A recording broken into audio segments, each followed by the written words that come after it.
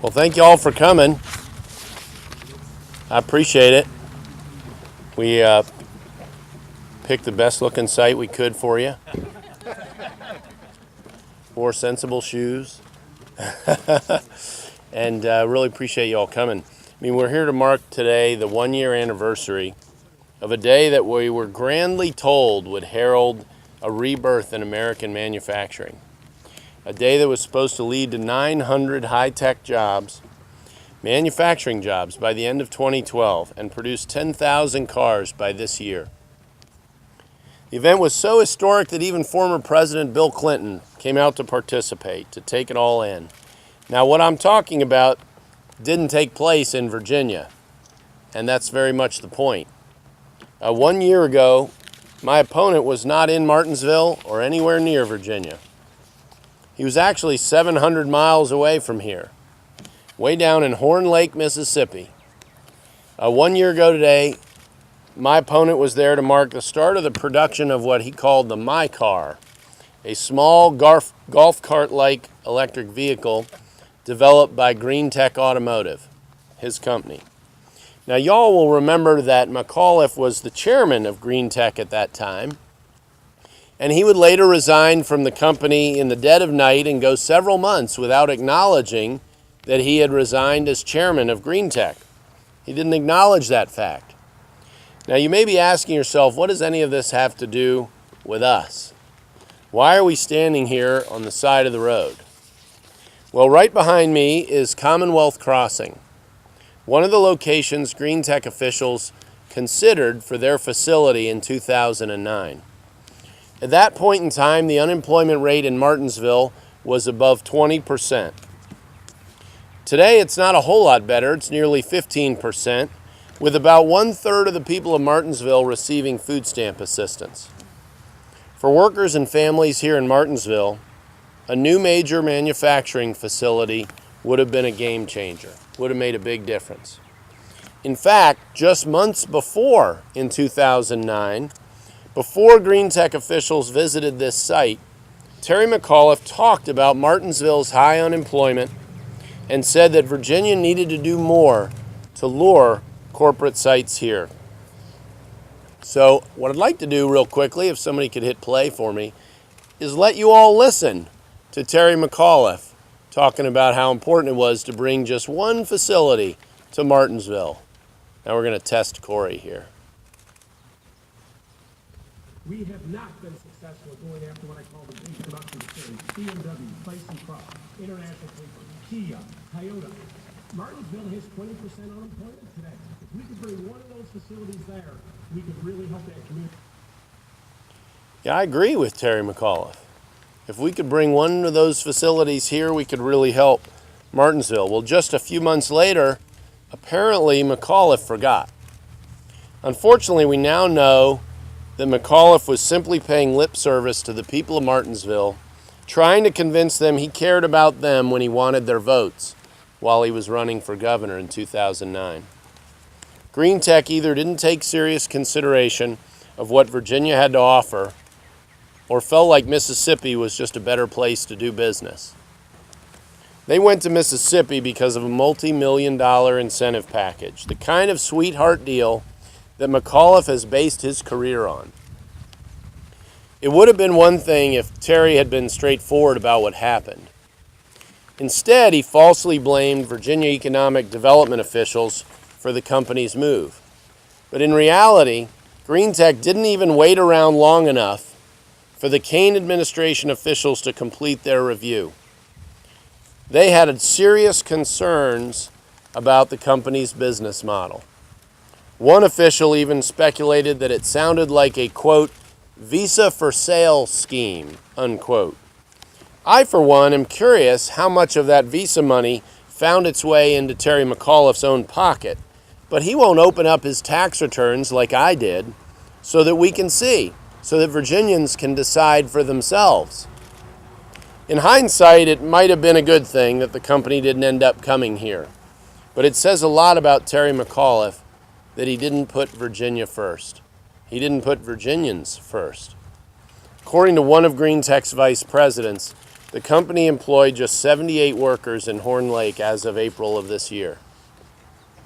And according to McAuliffe himself, the company has only produced about 100 cars since its formation in 2009. Our campaign did the math on that. It is baseball season after all. If Terry McAuliffe was a baseball player, his batting average would be a dismal .022. You don't even say it like that. You don't say 22 when you talk about batting averages, because there's usually something in the hundreds place. His job creation percentage would be a .022. That's 88 jobs created out of the 4,000 that he promised. Lousy pitchers hit better than that. I'm telling you all this today because I think it demonstrates one of the clear contrasts in the race for governor this year. Now, to be sure, the Commonwealth of Virginia needs to do more to attract businesses to come to facilities and places like the one behind me. More than anything else, we have to work aggressively to ease tax and regulatory burdens, to attract companies here to compete with economies around the world, not just other states, but all around the world. I have a plan to do that. But unlike my opponent, I also have a long record of doing exactly what I've said I'm going to do. People in Martinsville and other parts of Virginia are hurting. There's a great deal of worrying by job creators and by families.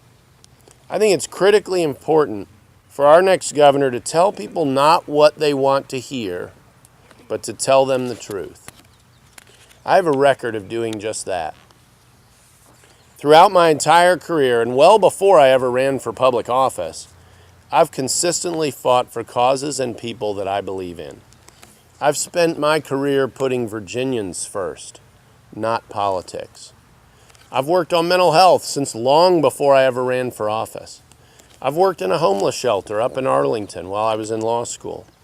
When I was an engineer at the University of Virginia, I worked to start the first of its kind student sexual assault prevention group. They're still there today. It's called SAFE. They're still functioning decades later. And fast forward a few years, and now I help keep sex offenders off the streets. That's something I'm very proud of. I've spent a long time while an elected official fighting for those who've been wrongfully convicted to regain their innocence. I've worked to prevent juvenile delinquency. And I've coached kids and basketball teams and refereed them and done those kinds of things, not because there was any ulterior motive, but because I saw my parents do it. My parents showed me how to be a good member of a community, how to tell people you cared. And it wasn't by saying you cared, it was by doing. So whether it was fighting sexual assault, coaching kids, working to help the homeless, or the mentally ill, working to help our veterans with the Pro Bono Veterans Consortium. I have a long history of helping Virginians before I ever ran for office. I think that's pretty important for someone who wants to ask for your trust to lead Virginia. I'm running for governor to move the Commonwealth forward so that every Virginian will have the opportunity to experience the dignity of work. And Virginia's communities will remain strong and vibrant places to raise a family and to grow jobs and to grow businesses. I'll be a governor for all Virginians and will dedicate myself to fighting for the middle class, not the well-connected. I'm the only candidate in this race who has rolled out policy proposals of any kind in any detail. I've laid out a proposal to grow our economy and to grow jobs specifically by bringing down marginal tax rates and paying for it by closing loopholes and exemptions in our tax code that have been carved out over the years, and by slowing down the growth of government. That plan has been rated as creating over 50,000 new jobs, beyond the policies we already have in Virginia. I also came out with an energy plan. Energy is about so many different things. It isn't just about coal. It isn't just about natural gas or solar or any of those things. It's also about, are we going to be able to compete with North Carolina right here for energy costs? Are we going to be able to compete as a country to bring jobs here? Energy is one of the most important components of so many opportunities for growing jobs. If you're not openly, honestly, and aggressively for an all of the above strategy, you're holding America and Virginia's job opportunities back. And that's what my opponent has done. He's locked arms with the president and the vice president, who was here recently, and he's joined their war on coal. He opposed offshore drilling.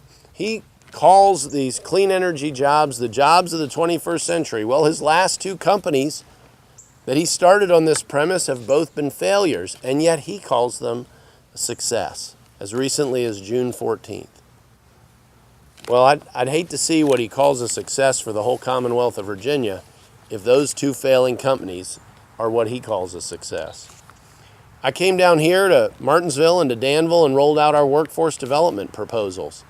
We can do a whole lot better in this area, and it's very important to each individual who wants an opportunity to work, and it's important for all of us to be able to attract more jobs here.